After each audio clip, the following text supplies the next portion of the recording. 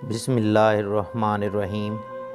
हज़रत अबू हुरैरा रज़ी अल्लाह ताला अन्हो बयान करते हैं, रसूलुल्लाह सल्लल्लाहु अलैहि वसल्लम ने फ़रमाया, क्या मैं तुम्हें ऐसा अमल बताऊं जिसके ज़रिए अल्लाह ख़ताएँ माफ़ कर देता है और दर्जात बुलंद करता है।